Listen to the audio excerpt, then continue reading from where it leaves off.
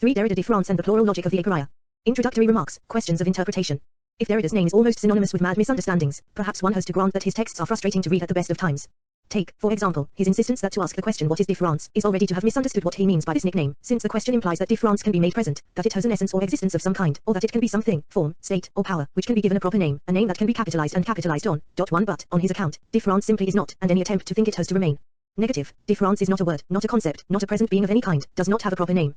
Yet, this negativity does not mean, he insists, that Diffe rance can be thought of as the diametric opposite of presence, that is, it cannot be thought of in terms of absence. Faced with this apparent obscurity and vacillation, one might understandably snap the book shut in frustration and turn instead to one of the numerous commentaries. But this is where the risks multiply exponentially. 3. Besides astonishingly diverse and perverse misrepresentations of Derrida's thinking, many sympathetic commentaries generate their own difficulties. In writing about Derrida's texts, some interpreters apparently feel compelled to match the facility with which Derrida exploits the resources of language or to repeat the Derridean gestures they aim to elucidate, making for texts 72 almost as opaque as those upon which they remain parasitic.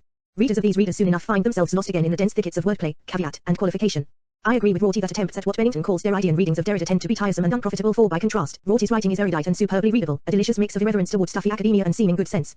Yet, precisely because of their linguistic clarity, his influential early readings have aided and abetted the persisting misconception that Derrida's thinking is anti-philosophy and views itself instead as just the self-consciousness of the play of a certain kind of writing. 5. Despite his avowed 20-odd years of reading Derrida, 6. His interpretations, until about the close of last century, have remained perversely resistant to Derrida's argumentation. 7. Shifting from early attempts to yoke it to the anti-Kantian side of a contrastive duality that opposes neo-Kantian analytical philosophy to Hegelian dialecticism. 8. To an approbatory acknowledgement that Derrida himself, on his bad days, might not want to escape altogether from the dusty fly bottle of transcendental philosophy. 9. Rorty's double vision. I should acknowledge the injustice of fingering an outdated 20th century Rorty, which I risk nevertheless, because his persistent attempt to reduce Derrida's thinking to one side of a contradictory opposition between philosophical foundationalism and anti-foundational textuality serves conveniently as a foil for an account of Derrida's quasi-transcendental thinking, which, by contrast, articulates these terms according to the plural logic of the Aporia. 10. Moreover, if Rorty's early interpretations are not mad enough to be laughed off, their one-sidedness makes them imprecise enough to skew the pitch, and, given their mantric repetition in diverse contexts, they are influential enough to matter.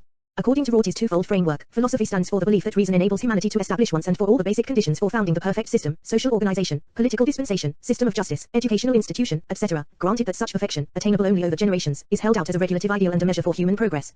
By contrast, textuality denotes an intellectual free play engendered by the recognition that no term whatsoever has an immutable, essential nature and everything is constituted diacritically, by differential relations.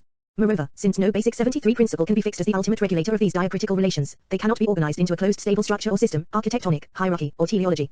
There is certainly common ground between Rorty and Derrida insofar as both promote ways of thinking that threaten foundationalist philosophy. Yet, as I hope to show, Derrida resists Rorty's consequent brand of pragmatic postmodernism whereby the ruin of foundationalism necessarily entails giving up philosophy altogether in the name of textuality or an out-and-out nominalism. 11. Derrida's thinking is more complex than either foundationalism or nominalism thus understood, since it resists the limitations imposed by the either / or logic that still binds and blinds Rorty's intellectual moves. 12. He refuses to deny the necessity of living with the idea and the logic of foundational thinking. But he also shows that, just as necessarily, every foundation established will always already have been ruined, without delay, from the instant of its institution, without this being reason enough to give up on it.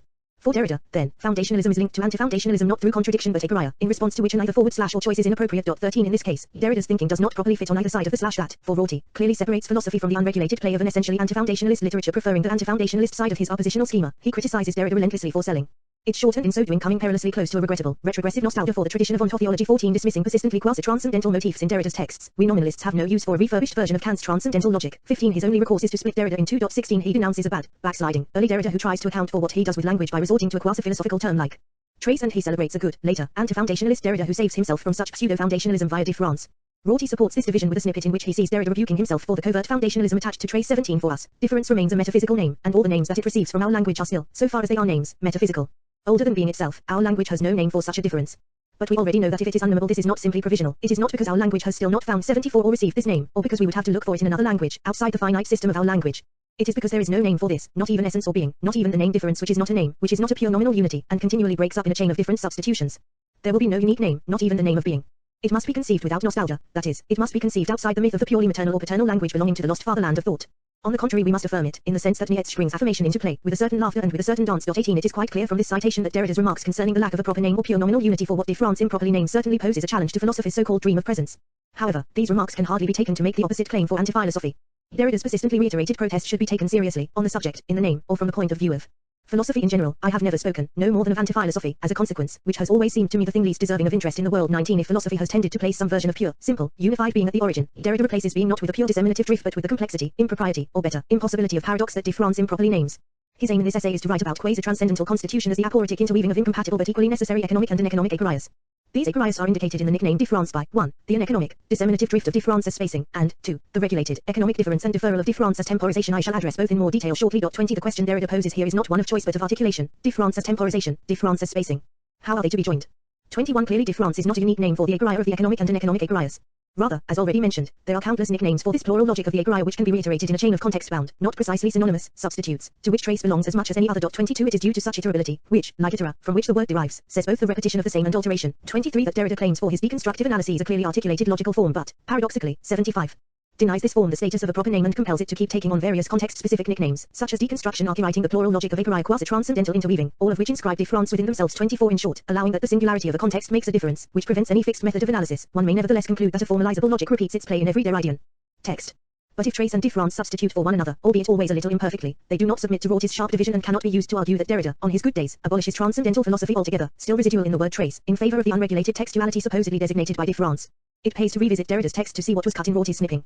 Notably, he quietly ignores the very next sentence, where Derrida invokes the Heideggerian hope that comes after the laughter and dance in which the play of Diffe rance is affirmed without nostalgia. That is, he invokes the other side of nostalgia which reinscribes philosophy's traditional quest for the proper word and the unique name and insists that the question of the proper name enters into the affirmation put into play by Diffe rance. 25 The sense of this addition, which turns on what one makes of the phrase enters into remains studiously undecedable.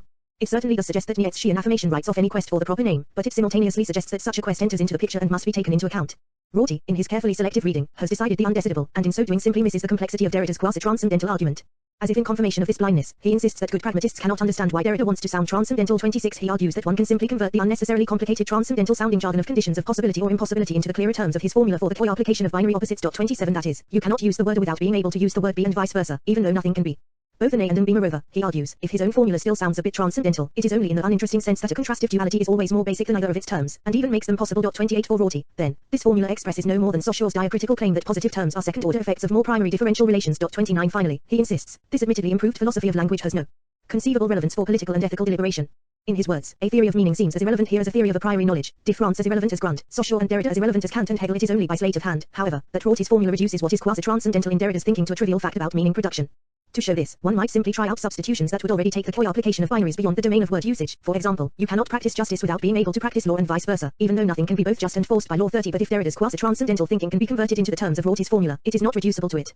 For as Caputo puts it, justice and the law are not supposed to be opposites but to interweave. Laws ought to be just, otherwise they are monsters, and justice requires the force of law, otherwise it is a wimp. 31 Instead, Derrida's thinking complicates matters by showing that both A and B are equally impossible, but in different senses, because they harbor opposite aporias. Further, their toy application means that one side of the opposition not only haunts but also ruins the other, and in so doing, because they are interdependent, ruins itself.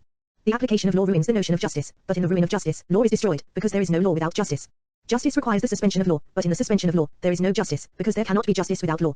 These formulations, then, unavoidably tie us up in the aporias of paradoxes, for certain phenomena indeed cannot be characterized in incompatible ways simultaneously, as Rorty suggests, but they nevertheless must be so characterized, for otherwise the phenomenon is lost.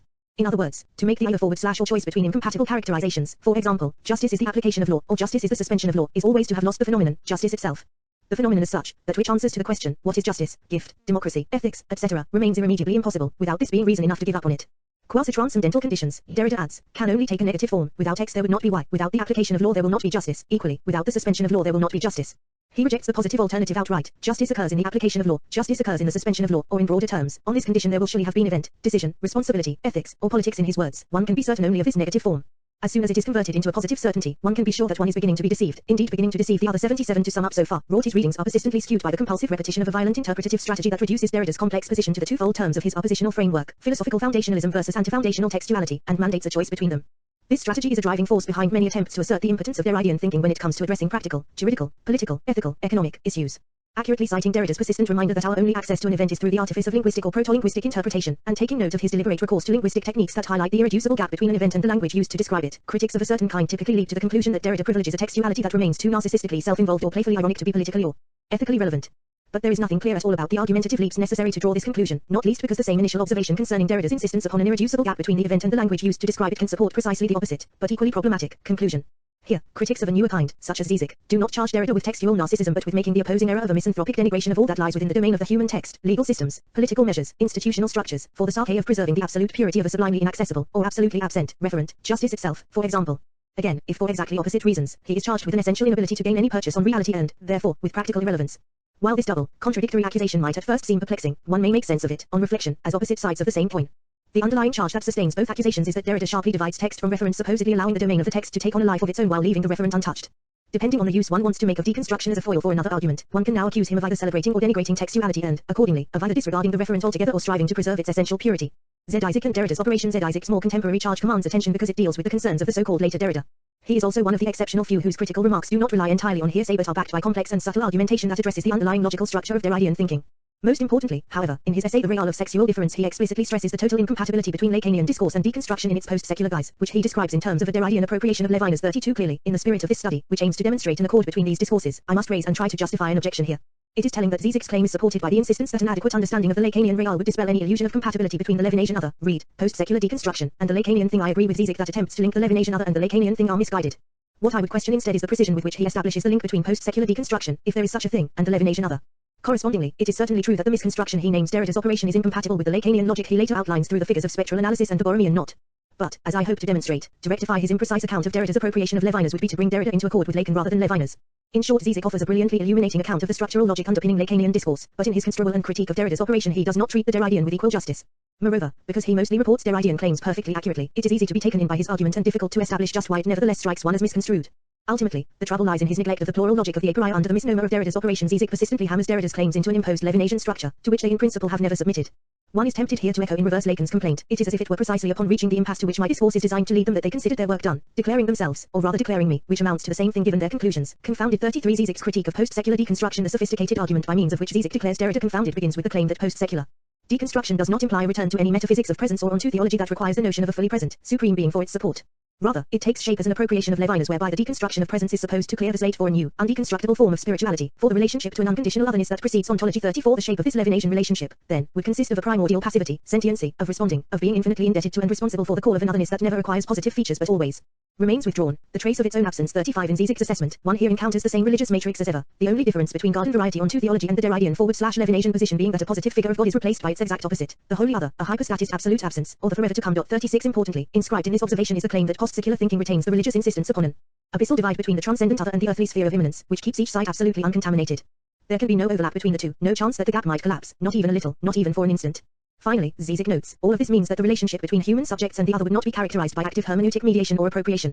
This post-secular configuration, he continues, repeats itself in what he thinks of as Derrida's fake fidelity to the spirit of Marxism. On his account, Derrida insists on the necessity of respecting, saving or reasserting, the purity of the absolute other, the messianic promise, essential core, authentic spirit of the Marxist tradition, by renouncing any particular, contingent, determinate, and historical analyses, strategies, and measures involving actual people in their actual circumstances. In his words, reasserting the authentic spirit of the Marxist tradition means to leave behind its letter, Marx's particular analyses and proposed revolutionary measures, which are irreducibly tainted by the tradition of ontology, in order to save from the ashes the authentic messianic promise of emancipatory liberation. 37 Crucially, then, he adds, the point is not simply that Marx's particular formulation and proposed measures are to be left behind and replaced by other, more adequate formulations and measures, but rather that the messianic promise is betrayed by any particular formulation, by any translation into determinate economico-political measures. 38 The conclusion that he draws concerning the underlying premise of Derrida's radicalization of Marx is this: since no determinate economico-political measures, no matter how radical, may escape this form of betrayal, Derrida's discourse engenders the exact opposite of radicalization, namely, the renunciation of any actual radical political measures in the name of a radical, primordial passivity in face of the infinite debt.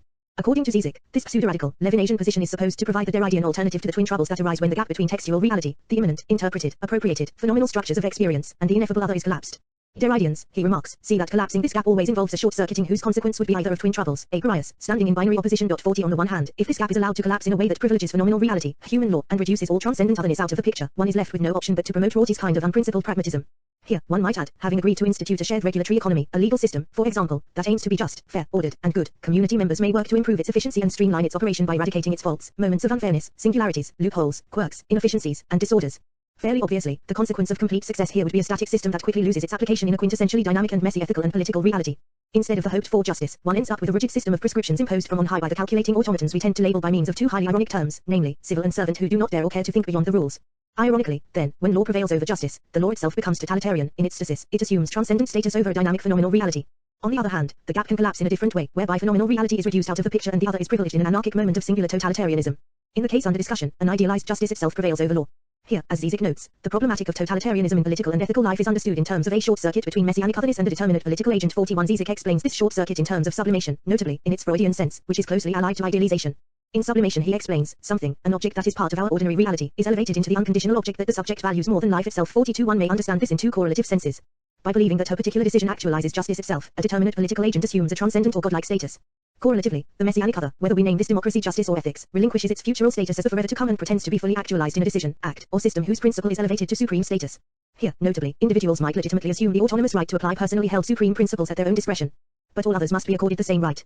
Without a means of collective arbitration, then, one ends up facing out-and-out power struggles whose only principle will be a lack of principle. In other words, the consequence of successful totalitarianism would have to be unprincipled pragmatism. Such circularities suggest that one here faces two different kinds of aporia, neither of which can be chosen without some form of violation. On Zize's account, the lesson of deconstruction is therefore this: never collapse the gap between phenomenal reality and the messianic other, since this leads to an impossible situation of opposing aporias. Yet, since, as already argued, the otherness of the messianic other is preserved only by disallowing any worldly contamination and remains so impossible itself, Derrida's thinking supposedly traps itself between two equally untenable positions, two forms of impossibility. More broadly speaking, the supposed lesson of deconstruction is this: since everything is impossible, we may justly abdicate in face of the pragmatic demand for determinate decisions concerning actual practical measures in the name of Levinasian passivity. Consequently, Derrida merely plays around without any hope for better social configurations, more just laws, and so on, leaving himself no option but to doom his discourse to practical irrelevance. A Derridean response. I cannot pretend to do justice to Derrida's complex and multiple adjudication of the tension between phenomenology and Levinasian ethics in drawing upon his essay Violence and Metaphysics to explain why Zizek's interpretation of Derrida's appropriation of Levinas is misconceived.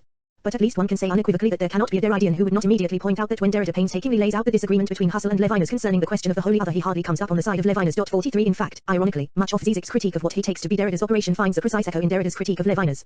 First, Derrida criticizes Levinas precisely because he orders his thinking around a fundamental dichotomy or binary opposition between the centripetal, philosophical Greek spirit, which tends inward toward closure, totality, sameness, immanence, history, philosophy, and war, and the infinite openness of the centrifugal, eschatological, implicitly Hebraic spirit, infinity, otherness, transcendence, ethics, and peace. 44 Further, he criticizes Levinas for insisting on an abyssal gap between these poles, assuming an either forward/or choice between supposed opposites, and renouncing violent, phenomenological totalization for the pure non-violence that he associates with an appeal to a prior infinity, and which he calls pure ethics. Accordingly, Derrida's basic strategy is to show that Levinas' insistence on the purity of the holy other remains inconsistent, since his discourse in fact requires the phenomenology he rejects. 45 This qualification is, in fact, announced in the opening pages of the essay.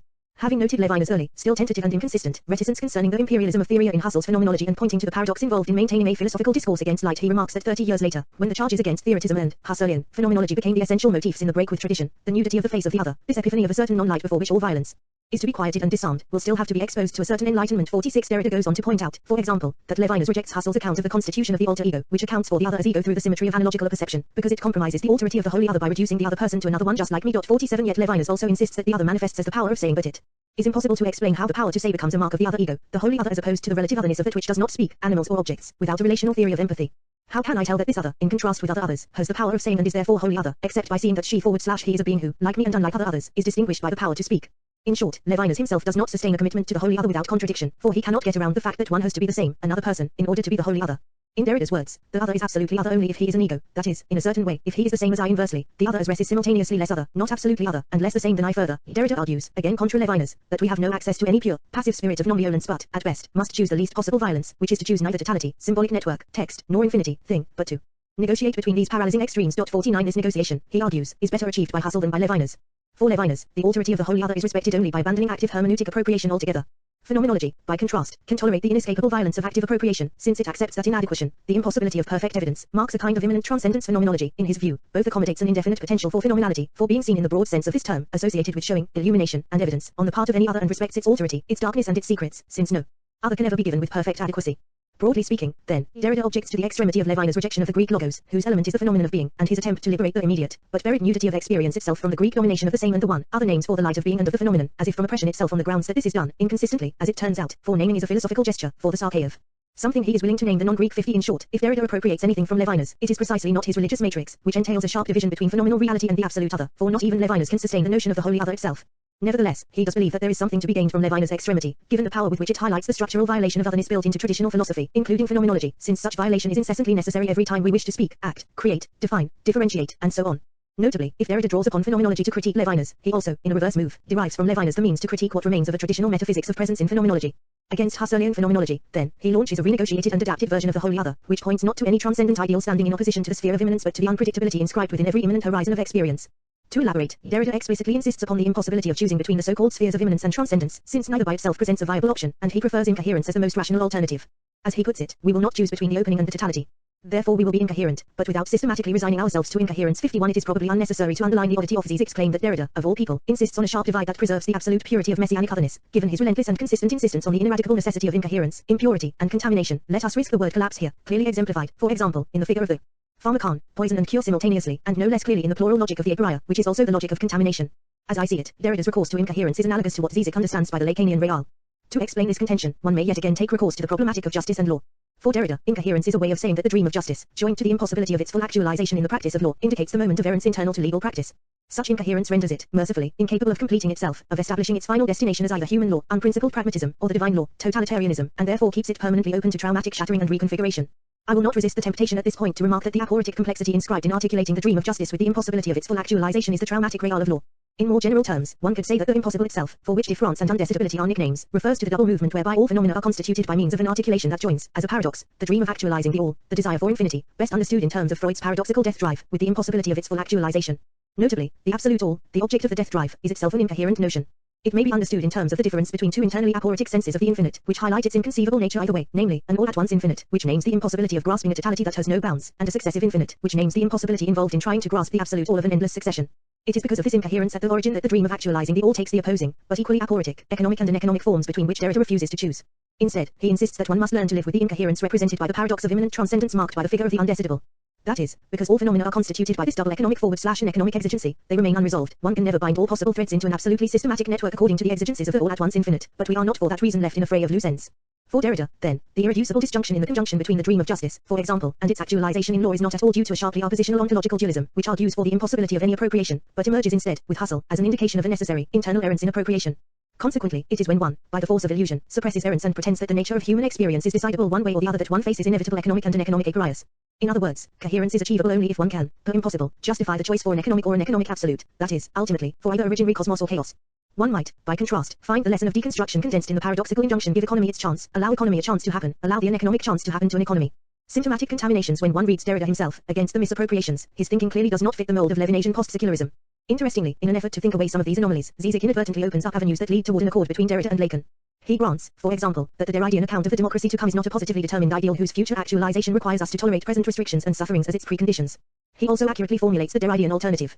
In his words, in contrast to such strategic economy of the proper dose of freedom, democracy to come refers to the unforeseeable emergencies / outbursts of ethical responsibility, when I am suddenly confronted with an urgency to answer the call, to intervene in a situation that I experience as intolerably unjust. 52 Interestingly, this formulation of the Derridean alternative contains a hint that the impossible, the democracy to come, does not refer to an absolutely absent other but to the traumatic eruption of errance, a here and now experience of intolerable injustice, possible in any current political situation, even if it is already named democratic. It is the shock encounter with errance that opens politics to the chance happening of democracy, that is, an actual, albeit imperfect, democratic event, where, in response to the emergency of intolerable injustice, we are called, obliged, to take responsibility, as best we can, for determinate democratic practice. In other words, in such outbursts of ethical responsibility there is a momentary, traumatic overlap, a genuine collapse of the gap, between messianic otherness and determinate political agents that is not the kind of totalitarian short-circuit described above. Zizek, however, offers this hint of an alternative reading really only in order to dismiss it, since he immediately insists, without saying why, that Derrida nonetheless retains the irreducible opposition between a spectral experience of the messianic call of justice and its ontologization, its transposition into a set of positive legal and political measures. 53 Thus, he adds, if the messianic call for justice is called ethics, then totalitarianism is inevitable when ethics becomes politics. 54 Yet he again touches upon a way in which this gap may be collapsed without pure totalitarianism, by acknowledging that the ethical is undesirability and that the ethical domain proper is Diffe rance, while the political involves the risk of making decisions. Here, Derrideans might argue that one cannot grant this definition of the ethical and still hold on to an abyssal divide between the ethical and the political, since Diffe rance and undesirability, ethics, are not somehow opposed to the phenomenal realm but indicate the internal play of paradox that makes all appropriation, politics, necessarily self-subverting and therefore only totalitarian by artifice or delusion. To say that ethics is the internal Diffe rance that traumatizes the political is another way to say that the political cannot escape traumatization, since the very conditions that make any political phenomenon possible also render its pure form impossible. Zizek grants the elegance of this way of thinking, but nonetheless dismisses its efficacy as a theory of ethical action. It is to be opposed to the act in the Lacanian sense, in which the distance between the ethical and the political collapses. 55 But why? Consider the case of Antigone, he suggests, as if providing an argument for his dismissal. Yet the ensuing discussion is not a considered argument for why Derrida's quasi-transcendental thinking, or, in other words, the plural logic of the Aporia, remains unacceptable as a means to understand Antigone's act. It is merely a restatement of the erroneous claim that Derrida insists on the absolute impossibility of such a collapse. Here he points out that from the standpoint of the ethics of Sittlich-Keat, of the mores that regulate the intersubjective collective of the polis, Antigone's insistence on her singular power to answer the call of justice itself is effectively mad disruptive. Evil. 56 A Derridean account, he argues, has no option but to call Antigone's act totalitarian, since she allows herself to be invaded by, and remains blindly faithful to, the singular call of the divine, which nobody else can understand. Since she insists upon an unconditional fidelity to that which lies beyond human law, she is, in effect, assuming the right to play God, and would therefore take the form of a proto-totalitarian figure. 57 He notes here that misreadings of Lacan's interpretation of Antigone's act similarly argue that she condemns herself by losing the proper distance from the thing. On the other hand, refusing to make any exception to the letter of human law, Creon, in Zizek's words, acts like a pragmatic state politician, mercilessly crushing any activity that would destabilize the smooth functioning of the state and civil peace. 58 Again, for Zizek, against the short-circuiting involved in both Creon's strategy and Antigone's act, the lesson of deconstruction repeats itself. The gap between the thing and the determinable object must remain irreducible. In short, despite the anomalies noted above, Zizek evidently remains convinced that Derrida misses the contaminating complexity indicated by the mutual contamination of immanence and transcendence. Interestingly, however, Derrida himself finds a structural complication of the political even in Levinas, which he interprets in terms of a paradoxical enclave of transcendence. 59 He argues that the border between the ethical and the political becomes uncertain when Levinas acknowledges that the outside of the state, peace, hospitality, paternity, infinite fecundity, etc., has a framework within it. In fact, he notes, the border between the ethical and the political here loses for good the indivisible simplicity of a limit. No matter what Levinas might have said, the determinability of this limit was never pure, and it never will be. It would be possible to follow the inclusion of excess, or this transcendence in immanence, through subsequent texts. 60 Derrida interprets the inclusion of excess here as an originary transgression that brings about a disjunction in the immanence to self. It is not much of a stretch to interpret Derrida's phrase the other's decision in me in terms of this paradoxical notion of immanent transcendence. 61 What can be thought of as the other's decision in me has nothing to do with cultural or linguistic determinism, that is, with heteronomy. It is not that I am spoken by the other in the form of the symbolic order. Nor does it imply the opposite form of absolute sovereignty. It is not a matter of the thing in me that decides. It does not imply, for example, the blind insistence of an Antigone on her sovereign right to do just what she decides, whatever it is. Rather, playing on the homophonic associations of scission and division in the word decision, the other's decision in me refers to the undecidability, or diffe rance, that stands as the quasi-transcendental condition for the simultaneous possibility and impossibility of genuine decisions. Derrida insists, in the first place, that without undecidability there would be no call for ethical, juridical, and political decisions. Without undecidability, there would only be the economic illusion of perfect rational calculability where the law is merely applied under the illusion that we know enough to do this, or the abdication of responsibility on the basis of the uneconomic illusion that we cannot know anything. It is precisely because things are ultimately undecidable, because nothing is absolutely possible or impossible, because individuals can neither know for sure nor claim absolute ignorance, that we are obliged to go through the singularizing ordeal or trauma of undecidability, of having to make decisions and take responsibility for them without the comfort of certainty. Thus a decision, if it is to live up to its concept, must always in principle be capable of precipitating a new configuration of rules, from which there is no return. This is not to say that every decision must precipitate something new, just that decision-making in principle requires a primary openness to change, even if one ultimately elects to reinstitute the existing rules.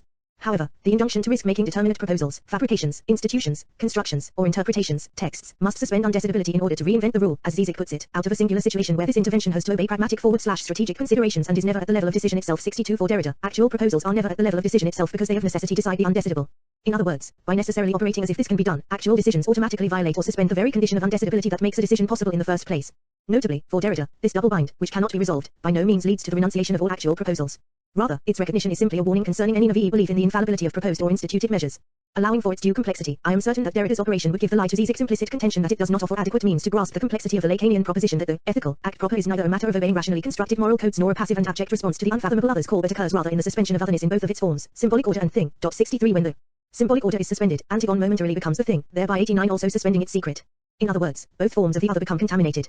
In Zizek's words, what gives Antigone such unshakable, uncompromising fortitude to persist in her decision is precisely the direct identification of her particular /determinate decision with the others, things, injunction /call for a brief, passing moment of decision. She is the thing directly, thus excluding herself from the community regulated by the intermediate agency of symbolic regulations. 64 Spectral analysis and the plural logic of the Aporia. When Zizek undertakes to explain what he means by the ethical act, it is very difficult to see how it differs from what Derrida has in mind with the plural logic of the Aporia. In some ways, the elaboration of this argument does not belong here, for it presupposes much of what still needs to be laid out concerning both Lacanian and Derridean discourses. Rather than interrupting the argumentative flow by deferring its discussion, however, one may treat what follows as setting the tone for what I wish to argue in more detail in the rest of the text. To explain the Lacanian proposition concerning the status of Antigone's act as paradoxically both actual and absolute, or unconditional, Zizek requests a shift in mindset, from any kind of dualistic thinking to the structural threesome that may be represented graphically by the figure of a Borromean knot. 65 Such a knot is often, but not exclusively, represented by three interlinked rings of the kind most commonly associated with Venn diagrams. The linkage here is such that three structures are interdependent in such a way that each one holds the other two both together and apart in a tensional relationship. Breaking one, therefore, destroys the axis between the other two, causing them to collapse into one another. Further, to understand the logical structure underpinning Antigone's act, one must first submit the topic of the other to a kind of a spectral analysis which divides it into three kinds. 66 Here, Zizek names the imaginary other, which names other people like me, or, that is, my neighbor as my mirror image, the symbolic big other which refers to the impersonal set of rules that coordinate our intersubjective coexistence, and the other as real, which indicates the impossible thing.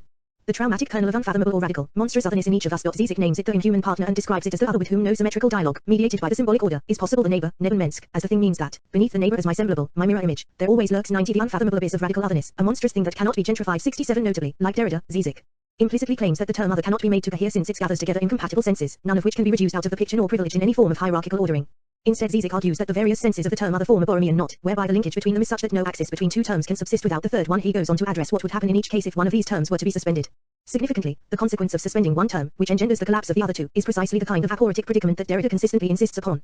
I hope, then, that the more formal exposition of the plural logic of the Aporia to follow in the next section, and its elaboration in the rest of this study, will demonstrate just why, beyond their lexical and stylistic differences, Lacan and Derrida say precisely the same thing concerning so many issues. To begin with, Zizek addresses what would happen if the big other, the symbolic order, is suspended. He argues, first, that the domestication of the monstrous thing, its socialization if you like, which usually produces a normal fellow human, requires a third, mediating agency to which both self and other are willing to submit. Notably, the word normal here condenses his reference to the one like me, the other person as a mirror image that I can identify with at the level of the imaginary order. In his words, in order to render our coexistence with the thing minimally bearable, the symbolic order qua third, the pacifying mediator, has to intervene. The gentrification of the homely, ugly, other thing into a normal fellow human cannot occur through our direct interaction but presupposes the third agency to which we both submit. There is no intersubjectivity without the impersonal symbolic order. 68 Accordingly, to suspend the functioning of the symbolic order, the big other, as Antigone did, is to risk a situation in which the friendly neighbor coincides with the monstrous thing whom nobody can understand. In the terms of Derrida's plural logic of the Aporia, one can articulate the resulting Aporia as follows. This suspension of the symbolic order is a necessary condition for the very life of a social system. Why? It enables such a system to resist its own tendency toward economic inertia and opens it to the life-giving advent of an economic otherness, chance, 91 anomaly, etc. Without such suspension, then, rigor mortis sets in and one risks the Aporia of inertial stasis or paralysis. Yet it simultaneously breaks the cultural bond. In this moment of suspension, nobody can communicate, necessarily leaving an individual as alone as Antigone was to face the singularizing trauma of the ethical act, genuinely decisive action. In this case, one risks not inertial stasis but the entropic dissolution or fragmentation of community, which amounts to another kind of paralysis. Z is next addresses what would happen if neighborliness is suspended, arguing that if there is no neighbor to whom I can relate as a human partner, the symbolic order itself turns into the monstrous thing that directly parasitizes upon me here. The Derrida Diffe may be described in terms of the following example. The suspension of neighborliness is the necessary condition for fair labor practice in an institution such as a university. There must, of course, be administrative structures and measures in any institution, for instance, to prevent nepotism. In the absence of such structures, the institution risks falling prey to entropic dissolution. Yet the suspension of neighborliness means that there is no call upon me for an empathetic response, and in this case, ethical action is reduced to mere calculation based on a cold-hearted system of specific duties and obligations. The consequent destruction of a tradition of collegiality opens a university to the tyrannical dictatorship of impersonal administration and risks the inertial paralysis summed up in the phrase rules are rules. Finally, Zizek addresses what would happen if the traumatic thing is suspended. In his words, if there is no thing to underpin our everyday, symbolically regulated exchange with others, we find ourselves in a flat aseptic, half-Asian universe in which subjects are deprived of their hubris of excessive passion, reduced to lifeless pawns in the regulated game of communication. 69 Again the Derrida Diffe emerges in the following. One must suspend an economic insecurity as a necessary condition for securing our law-bound institutions or face entropic paralysis. Yet if the savage soul is destroyed, humanity is indeed rescued from multiple insecurities, associated with all excess, secrets, passions, mysteries, etc. But paradoxically this security is simultaneously threatening, for the tyranny of absolutely clear, systematic regulation, of inertial paralysis, is consummately dangerous. On the basis of this spectral analysis, Zizek argues that the ethical act in the Lacanian sense, the moment of decision, is made possible in the first scenario, when the symbolic order is suspended and the actual antigon becomes the thing. In this moment of collapse, she herself becomes 92 singular, unfathomable, inimitable. To repeat Zizek's words, for a brief, passing moment of decision, she is the thing directly, thus she is the one for whom there is no mirroring neighbor, and she excludes herself from the network of rules that constitutes communal life, becoming the traumatic cause of her own framework of value. I do not see Derridian discourse engendering contrary claims concerning what it means for someone like Antigone to become the thing in the temporary moment of decision. As Caputo, for example, notes, the only thing that can be called just is a singular action in a singular situation, and this only for the while that it lasts, in the instant of decision. The warm glow of justice never settles over the law, the rule, the universal, the maxim that can be drawn from this singular event or still less over the person deciding, who can never say, I am just. 70 Notably, both emphasize that the moment of decision is fleeting, for were this not the case, no intersubjective life would be possible at all. To re-establish intersubjective life subsequent to the moment of decision, the antigons of the world and all those around them must confront such a singular, traumatic reconfiguration of value, and in some way or another come to terms with it, that is, make sense of it, domesticate and codify it, and therefore face again the aporia of inertia that the moment of decision originally served to disrupt. 71 Thus, the human condition remains an irresolvable predicament, since it is suspended between the aporias of either inertia or entropy. Recognizing the human condition as a predicament recalls philosophy to questioning vigilance in face of what Nietzsche, long before Levinas, exposed as its centripetal tendency toward ideological closure, and it keeps it open toward the unforeseeable to come. In other words, the logic of the predicament serves as a reminder that philosophy, and mutatis mutandi law, ethics, politics, psychoanalysis and all other institutional practices, are paradoxically required to resist death by risking their very lifeblood. For the Sarke of philosophy, the question of philosophy, that is, philosophy's question of its very possibility, must forever remain a question to be answered, certainly, but without final answer. 72 Likewise, no institutional practices can afford to close off the question of their very possibility, for in refusing to risk their foundations, which is indeed genuinely the risk of paralyzing entropic destruction, these practices submit themselves to the equal risk of inertial destruction, which is just another word for death. In conclusion, to acknowledge the human condition as an aporitic predicament, which emphasizes irreducible undecidibility, is hardly to do must to indecisiveness and therefore practical impotence, apathy, and application. Indeed, Derrida insists on the precise opposite. For him, the incoherence within law, marked by justice, or the undecidibility within 93 politics, marked by ethics, has never been an excuse for staying out of juridical political battles but is rather precisely the reason for entering into them. 73 Right from where we find ourselves now, he insists, we remain under a constant obligation to negotiate the relation between the calculable and the incalculable, without the kind of rigid rule that cannot be reinvented. This requirement indicates a double movement. First, there is an unlimited responsibility for constant learning, reading, interpreting, interrogating what justice is, has been, and can be, its origin, grounds, and limits. It is essential to make decisions, on the basis of particular analyses, involving actual people in actual circumstances, which respond to the letter of the law, with determinate economic or political proposals, revolutionary or otherwise. But this responsibility must be tempered by a structurally necessary anxious moment, for, inevitably, the justice called possible or determinate will always already be contaminated by the injustice that haunts this possibility. This recognition, in turn, will not let anyone rest content, since the idea of justice which understands justice as impossible in the sense that it is always to come will always call, unsatisfied, from beyond its determination. This idea of justice opens up the space in which law may be recast or transformed, for it acknowledges that there is no justice, only law, unless some event is possible, which exceeds knowledge, calculation, rules, programs, anticipations. This has amounted to a very brief preliminary sketch of how one may begin to read Derrida and Lacan together. What follows is a formalization of the above attempts to rescue the quasi-transcendental complexity of Derrida's thinking from the influential misreadings just addressed, both of which, in their own ways, reduce deconstruction to its an economic moment. To do this, I shall in a sense return to the beginning, to one of Derrida's early seminal texts, Diffe rance. Diffe rance and the plural logic of the aporia. In Diffe rance, Derrida's introduction of his well-known neologism takes as its point of departure a semantic analysis that, while simple and approximate, was intended to lead readers to within sight of what is at stake. 74 Here he links Diffe rance to Latin rather than Greek roots, since, alongside its obvious sense, to differ the Latin root has an additional motif, not found in the Greek, which he equally wishes to exploit. Namely to differ in light of the typical oversimplifying misinterpretation just described. It is important to emphasize here that Diffe rance is always the articulation of difference and deferral, but that both notions, in turn, 94 harbor incompatible economic and aneconomic senses. On this basis, Derrida goes on to argue that there are always two economies of Diffe rance, as temporization, it names the productive work of economic difference and deferral, a restricted economy, as spacing, it names the disseminative play or drift of an economic difference and deferral, a general economy. 75 Derrida later replaces these terms with the more accurate economic / an economic distinction that I give preference to here. 76 Unfortunately, the problematic of the Signland of writing with which he merely began his essay has proved to be something of a straitjacket, for it tempts many readers to view Diffe rance as pertaining solely to language and texts rather than standing as a nickname for his theory of constitution. It is to escape the strictures of the reception that binds his thinking to a theory of language that, as mentioned earlier, he proposes the plural logic of the aporia as a better mode of access to the double bind that Diffe rance improperly names. Diffe rance, in short, is one way of saying that all phenomena are constituted by equally imperative economic and uneconomic aprias, between which, as I shall repeat compulsively, it is never a question of choosing but of articulation. If the constitution of phenomena happens as diffe rance, then, in his words, it would be necessary to recognize both the typical or recurring form, economic, and the inexhaustible singularization, uneconomic, without which there will never be any event, decision, responsibility, ethics, or politics. 77 Diffe rance as temporization and the economic aprias. Saussure's diacritical model of signification supports both economic and uneconomic diffe rance, for Saussure notes a rather paradoxical situation in which the fundamental principle of arbitrariness in the signifier /signified association is the condition of both the immutability and the mutability of the sign. He argues that the relative immutability of the signifier /signified relation is not only due to a pragmatic, inertial conservatism. Rather, signification resists change in principle, again not because of some natural or rational bond between signifier and signified but precisely because of the arbitrariness of their association. On the basis of such arbitrariness, Saussure came to his famous conclusion that terms are constituted within a complex network of differential relations. But the terms within this network are determined not only by coterminous associative relations but also by linear relations of antecedence and anticipation. It is this equally fundamental principle of linearity that restricts the free play of coterminous associations without arresting the movement by which meanings shift. This is the case both syntagmatically, for example, 95 in the linear chain that forms a sentence, words prefigure what follows and confer sense on what has gone before, and paradigmatically, in the sense that a term cannot but retain traces of its heritage and engender expectations.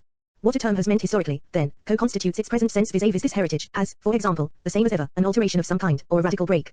Whatever the case, such traces already co-constitute the sense of the present term, and for Saussure, this effect of convention ensures that signification remains in principle resistant to change. In its economic guise, then, constitutive activity strives to incorporate and systematize every component in a calculable network of differential interrelations. 78 Here, nothing ought to be wasted. There should be neither incomprehensible excess nor unrecoverable loss. In other words, the risk that a term faces in the play of relational differences is merely the risk of losing a particular position or identity but not the loss of identity or meaning as such. The negation, repression, or deferral of a term, or its fall from privilege in a hierarchy, therefore, remains meaningful insofar as it is accommodated within the economy as an investment in the service of a better arrangement. Here, there is nothing but meaning. Even what is still to come can be made to make sense as a future that is always already anticipated. Further, consciously invoking Freud's reality principle which, while still serving pleasure, requires its suspension or deferral as a protective mechanism for the psyche of achieving proper gratification at a more appropriate moment. 79 Derrida describes diffe rance as temporization as an economic dator whereby something is deferred, made negative or other repressed and held in reserve, in order to work toward proper presence in the future. Deferral in its economic sense, then, consists of two moments. Derrida describes the first as the effort of life to protect itself by deferring the dangerous investment or, again, the action of putting off until later, of taking account of time and of the forces of an operation that implies an economical calculation, a dator, a delay, a relay, a reserve, a representation. 80 Importantly, then, it is diffe rance as spacing, marked in the proliferation of differences, that is here deferred. In alternative terms, the all is deferred for the psyche of the present. The second moment consists of the concomitantly produced teleological hope for its future restitution, marked by a movement that always aims at coming back to the pleasure or the presence that have been deferred by, conscious or unconscious, calculation. 81 Contrary to those accounts that understand diffe rance only in terms of dispersion, diffe rance as temporization in Derrida's words, conserves the stakes, remains in control of the play, limiting it and elaborating 96 it by giving it form and meaning. This economy of life restricts itself to conservation, to circulation and self-reproduction as the reproduction of meaning. 82 Again, economic diffe rance designates a constitutive, productive and originary causality, the process of scission and division which would produce or constitute different things or differences. 83 This economic account of diffe rance accords with Derrida's economic account of the relation between structure and play. 84 Whereby structure is said to come before and condition, regulate, or limit the relational play of elements in a system. Notably, structure here has always designated a centered system in which each element acquires value relative to a fixed point of reference that regulates the elements in play without itself becoming part of the play. A centered structure, then, designates an actual or projected systematic totality, whether this closure is thought of as architectonic. A transcendental principle regulates the play of elements, genetic. The system, even if open-ended, has an arch or beginning that dominates and directs what comes after, or teleological. What closes the system is projected as a goal that directs activity toward its achievement.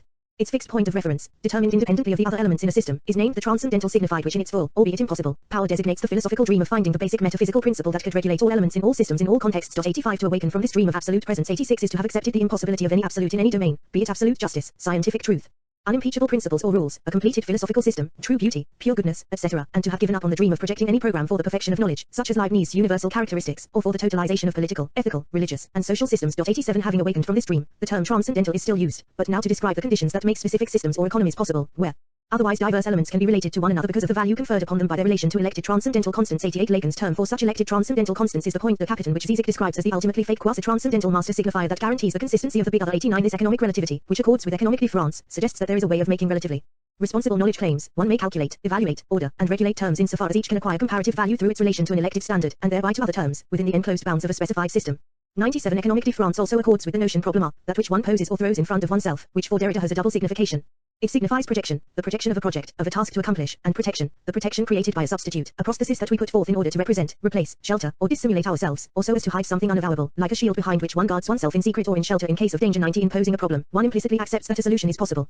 The problem can be worked out in the near or distant future, given the right circumstances, instruments, formulas, etc. Therefore, imposing a problem at all, one has substituted for the flux of events or meanings a prosthetic device of manageable proportions. For example, in this protective gesture the call for justice becomes the problem of applying appropriate laws in a given situation. But any legal system acts as a prosthesis that we put forth in order to represent, replace, shelter, or dissimulate justice, so as to hide the fact that justice, which must do justice to the singular too, is never quite finally done in the application of law. As this example suggests, without ever denying their necessity, Derrida insists that constitutive systems will never be adequate to the inexhaustible singularization of that which they aim to systematize. Every time the singular is reduced to the economic articulation it exceeds, as Derrida puts it, error, recklessness, the untaught, and irresponsibility are given the so very presentable face of good conscience. 91 Economic Diffe rance, therefore, involves a certain kind of aporia. The economic constitution of any closed or regulated system, in any domain, necessarily goes hand in hand with the suppression of the uneconomical that which in relation to a system remains errant, disordered, resistant, aleatory, unexpected, or nonsensical. Any kind of constitution or institution, therefore, cannot avoid the violence of exclusion. This aporia of limiting borders, allowing no free passage in or out, describes the dangerous logic of all ideologies, that of closure, stasis, security, protection, unity, gathering, nationalism. Here, the non-passage of the aporia, Derrida insists, resembles an impermeability. It would stem from the opaque existence of an uncrossable border, a door that does not open or that only opens according to an unlocatable condition, according to the inaccessible secret of some shibboleth. Such is the case for all closed borders, exemplarily during war. 92 Diffe rance as spacing and the economic aporia to avoid the tendency toward terror inherent in economic diffe rance. A theory of constitution must also do justice to the singular, by refusing to 98 reduce it to what it must exceed, by suspending all borders and limits to accommodate the untaught excess. Thus, and this constitutes the enigma of diffe rance, Derrida argues that it is simultaneously necessary to allow for the unproductive, uneconomic terms of what he calls diffe rance as spacing, which is placed alongside diffe rance as temporization since it commands equal, but not greater, necessity. I shall address the question of their articulation below. Difference in its economic sense, whether this is a question of dissimilar otherness, difference, or of allergic and polemical otherness, difference. 93 again takes its cue from the arbitrary nature of the signifier / signified connection. Although the principle of linearity favors a certain historical continuity, it does not necessarily interdict abrupt and wholesale changes in the signifier / signified associations. For Saussure, as a second consequence of the arbitrary nature of the sign, language is radically powerless to defend itself against the forces which from one moment to the next are shifting the relationship between the signified and the signifier. 94 In the referential models of language he sought to supplant, arbitrariness attaches itself to the relation between name and referent, which means a shift in signifier should be of no great import, for the meaning would remain intact no matter what signifier is used. But in a diacritical model, a shift in signifier changes the signified too, since the meaning is constituted in their relationship. In this case, there is no guarantee that the signified will remain intact from one context to the next. Taken in its economic sense, then, the Saussurean dictum that there are no positive terms, only relations of difference, marks an endless proliferation of differences marking the impossibility of final definition, since the number of defining differences to consider has no natural, non-selectively imposed limit. Accordingly, because no imposed limit has the ultimate power to curb a restless, playful, disseminative drift in which differences, and, therefore, terms, proliferate relentlessly in an unregulated, entropic, play without gain, deferral takes on its opposing sense as the deferral of meaning. 95 An economic diffe rance designates a situation in which something singular and inconsistent has taken the place occupied by the constant, shareable, transcendental standard described above. In this case, what confers relative value may be the singular judging subject, for example, or a unique group that is contingently determined by a specific, historical, cultural, social, and linguistic background. Here, there are as many measures of value as there are subjective positions from which relative values are conferred. There is also no basis for choice among these positions, for every preference is itself merely a similarly subjective evaluation. Further, 99 Nothing in this subject prevents contingent, often capricious, changes of mind. This implies not only that nothing has an absolute, intrinsic, essential, value but also that no system of relativity, no relational structure or context, no transcendental telos or arche can be constituted that would plausibly, for the most part, be valid from multiple different standpoints and could, therefore, confer relatively stable, shareable values on the relevant elements.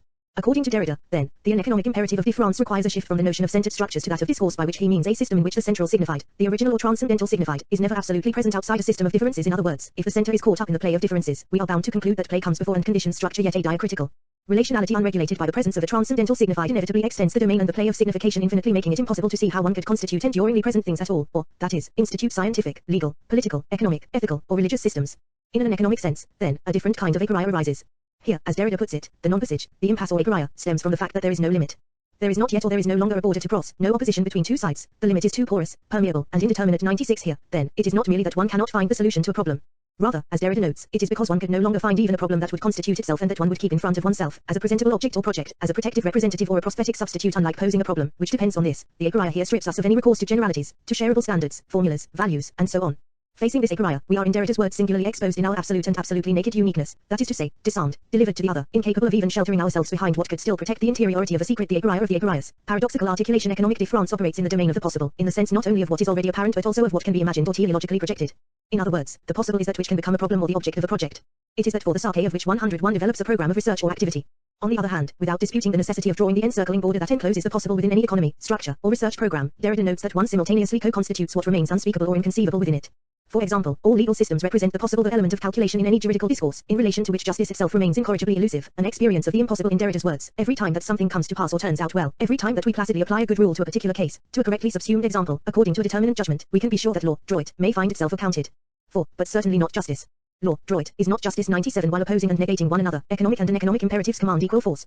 Concerning justice, to continue the example, the task, the impossibility, we face is of reconciling the act of justice that must always concern singularity, individuals, irreplaceable groups and lives, the other or myself as other, in a unique situation, with rule, norm, value or the imperative of justice which necessarily have a general form. 98 It is therefore the question of conjunction that finally imposes itself. Mimicking the pattern of questioning that opens the force of law, one may ask whether the logic of their interconnection in Derrida's thinking is economic. 99 Does it ensure, permit, authorize the possibility of meaning in general? Does it enable a discourse of consequence on meaning, that is, an economic account of the conditions of its possibility? Yes, certain people would reply. No, replies the other party. On the other hand, isn't this logic an economic May one legitimately insist that it does not permit any making of sense, any sensible discourse on meaning in general, but instead threatens sense because it ruins its very condition of possibility? Yes, certain people would reply. No, replies the other party. Derrida's own response, as mentioned repeatedly, is to challenge this style of questioning. I can offer no response, at least no reassuring response, to any questions put in this way, either forward slash or yes or no, to either party or to either party's expectations formalized in this way. The aporitic logic that makes it necessary to avoid a choice between economic and an economic difference does not fall from the sky but emerges in dialogue with other options in the transcendental tradition. Derrida finds his thinking persistently haunted by what could, up to a certain point, be called antinomial antagonisms between equal economic and economic imperatives, or, if you like, between law and justice, ethical systems and responsibility, institution and invention, truth and fiction, 101 present and gift, philosophy and literature, and so on indefinitely. 100 Yet, in the end, he denies the interchangeability of antinomy and aporia, insisting instead on aporia rather than antinomy to describe the impasse he regularly faces in the course of his own thinking. The difference is this: the impasse in metaphysics reflected in the antinomies of Kant's first critique is closer to Derrida's articulation of the concept problem.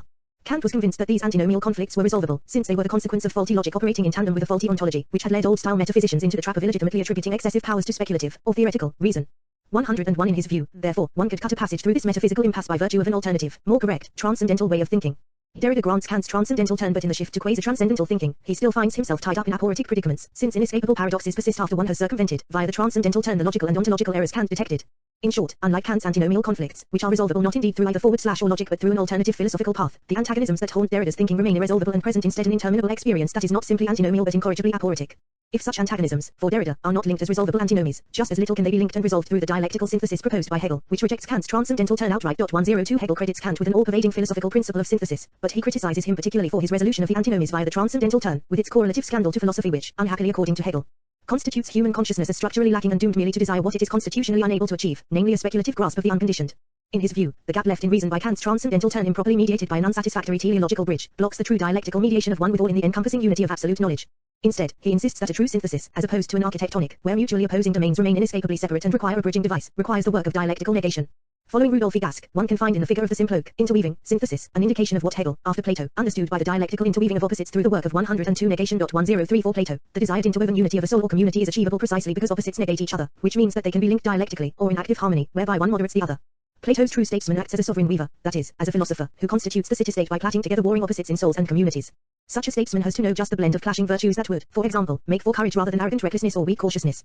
Implicitly, Hegel takes the symploke to be the figure par excellence of the philosophical enterprise, although he gives it a teleological aspect. 104 For him, the interweaving of mutually negating opposites, for the sarke of constituting an ultimately unified, harmoniously mediated whole, is the very principle governing world history. An originally absolutely internal, self-contained spirit undergoes an originary alienation whereby it is externalized as the dark matter of the world. The teleological movement of world history is directed, through an intricate and elaborate series of dialectical linkages, toward the circular return of spirit to spirit through the data of matter. The dialectical struggle to achieve this telos occurs as the cyclical repetition of dioption, the splitting of a unity into opposing but interdependent terms, and Aufhebung, that is, the mutual negation of opposing terms, which turns out to be self-negation, for the terms are interdependent, leading to the collapse from whose ashes will arise a higher unity that immediately generates a new dioption. I suppose the point, for Hegel, of this Ulyssean journey to the outer limits and back again is that through it spirit will have gained self-awareness. Instead of just being the unity of all with all, it will now know itself as this unity. Yet, as Derrida has argued, it is only by repressing contingent and capricious interconnections or, that is, relations that are not proper dialectical oppositions, that Hegel can privilege dialectical mediation as a viable principle for interweaving elements into a unified whole. 105 Derrida, in contrast, is not willing to effect this reduction, although he is equally unwilling to give philosophical interweaving up entirely to the unregulated play of such connections. In his view, the philosophical task becomes one of interweaving the kind of economic interconnections that fall within the scope of the symploke with unpredictable or non-systematic linkages. However, in answer to the teleological movement of Hegel's dialectical interweaving, he insists that system and non-system, while indeed facing one another as reciprocally negating opposites, nevertheless constitute two necessities that do not mediate one another in a progressive movement toward the elevated condition of a higher synthesis. 103 Both Kant and Hegel, still working in the blinding light of the principle of reason, found an asymmetric, incomplete architectonic or system intolerable. In the wake of the later Heidegger's appraisal, however, there is good reason to suspect this principle of all principles. 106 Heidegger argues that faith in the principle of reason has directed the movement of Western philosophy toward extreme impoverishment, whereby the truth of being, which is its restlessness, or its tendency to withdraw from presence, is progressively suppressed for the sarke of static or abiding configurations of present beings. Indeed, many traditional philosophers, including Kant, Hegel, and Husserl, dreamed of finally arresting philosophical thinking, leaving all others to come only the amusements of teaching, applying, and elaborating their systems, without grounds to challenge its foundational first principles.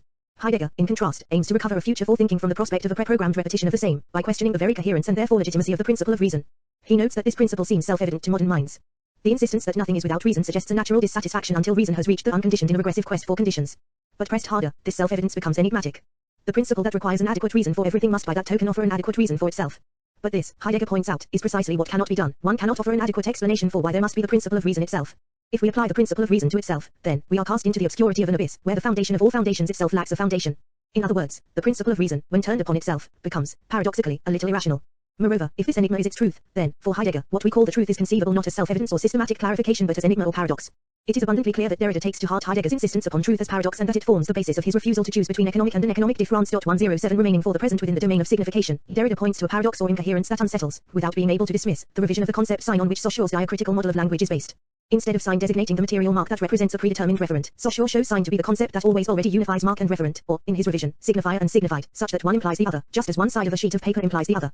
As mentioned earlier, this unity, along with the 104 arbitrary nature of the connections between all signifiers and signifieds, means that it is impossible to prevent a certain slippage not just between mark and referent, which does not matter, but in the signified concept itself, since any shift in the signifier is automatically a shift in the signified. By extension, no concept is in principle immune to such slippage. But, Derrida argues, this is precisely what cannot happen.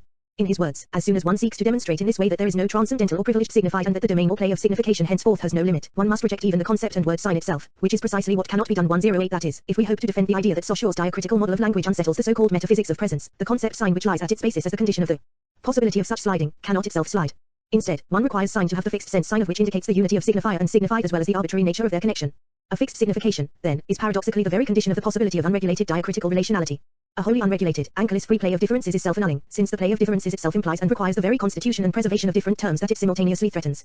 But to constitute and preserve present terms, then, it becomes necessary to put difference as spacing out of play, to suspend it in favor of difference as temporization, by subjecting the play of differences to calculated economic or structural decisions about where to draw the lines and on what basis. There is, then, an incoherence or double bind at the heart of the uneconomic concept of play. For there to be a play of differences at all, rather than formless chaos, such play must first be put out of play. But play that is made possible only on the basis of economy or structure, a center, standard, constant, or transcendental condition, cannot be play in any strict sense of the term. From this circularity one cannot but conclude that there is something incoherent at the heart of an economic difference, and one might consider rejecting it altogether in favor of its counterpart. Yet as Derrida has argued, the concept of the center which lies at the basis of economic difference, system, structure, problem, possibility, equally engenders a paradox, for if it is the fixed center, or selected constant, that makes the play of permutations possible at all, it is also the notion center that, as Derrida puts it, closes off the play which it opens up and makes possible 109 by regulating the play of elements without itself playing. The center is included within a relational system as regulator and remains external 105 to it as an independently determined point of stability outside of it. As Derrida puts it, the concept of centered structure is in fact the concept of a play based on a fundamental ground, a play constituted on the basis of a fundamental immobility and a reassuring certitude, which is itself beyond the reach of play 110. However, as Derrida notes, the economic conception of the center as a point of presence determined independently of the relations of difference within a system is disrupted by the unsettling recognition that it has a history, demonstrated by the substitution of one center for another. 111 In sum, just as Heidegger finds an incoherence at the very heart of the principle of reason, namely that the ground of all grounds cannot itself be grounded, so there is an incoherence that unsettles economic difference, for the fixity that is required to come before and condition a differential play of permutations both must and cannot avoid playing. By listening for the enigma that sounds in the principle of reason, Heidegger suggests, we come to the awareness that there is always a double movement going on. On the one hand, there is the active articulation or configuration of the being of beings, associated with research, where, in accordance with the principle of reason, one tirelessly seeks the fundamental reasons for what is given. On the other hand, there is a passive, receptive movement of give and take, whereby the restless being gives what it gives, like the rose, and those who are surprised by the gift receive it without the power of knowing its why or anticipating its when. In this case, the recipient steps back from the question why, resting content with appreciative contemplation. Following in Heidegger's wake, Derrida articulates the logic of just such a double movement, which interconnects the economic attitude that promotes active, research-oriented questioning with an economic attitude that celebrates what comes our way by chance or takes us by surprise. For Derrida, what is finally at stake in the plural logic of the aporia is the experience of what happens when, in trying to determine certain notions as practical concepts, we find ourselves facing a kind of paralysis, for example, the double bind, dilemma, the undecidable, or the performative contradiction. He describes this third type of aporia, associated with the figure of the impossible, as the impassive paradox. Derrida does not strive to overcome such incoherence but insists upon its inevitability. 112 As he puts it, when dealing with names, event, decision, responsibility, ethics, politics, Europe, of things that can only exceed, and must exceed, the order of theoretical determination or, that is, the order of the present or of presentation, we find that such names gather together under a single notion equally necessary but mutually ruinous senses. 113 Since 106 such notions are ruined by an irremediable internal dilemma regarding their very definition, they cannot, in principle, cohere or be unified.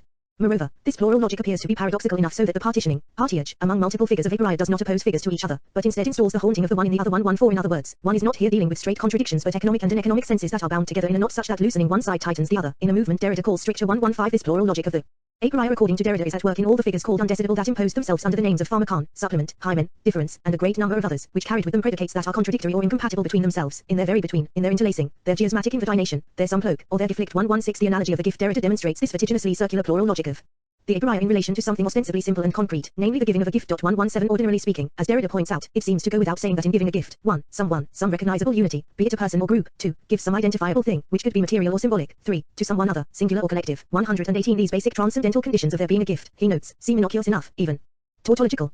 Yet if one looks at them more closely, these conditions of possibility give rise to a paradox, for they are simultaneously the very conditions that make the gift impossible. The same conditions that produce the gift simultaneously produce its ruin.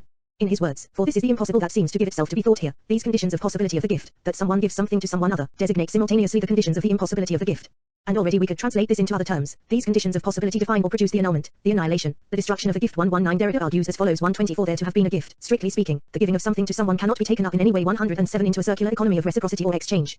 Yet, by simply recognizing the gift for what it is, one seems to destroy it as such, since this recognition binds the giving into just such an economy. In recognizing and keeping a gift, the recipient becomes caught up in a circle of debt, gratitude, and reciprocation, where she feels obliged somehow to repay the giver, even with a simple word of thanks, either now or sometime in the future. And even if she refuses the gift, it still remains that she has perceived or recognized the meaning of the giving and offered this acknowledgement in return. Thus, instead of simply gaining by receiving something, the recipient finds herself equally a debtor.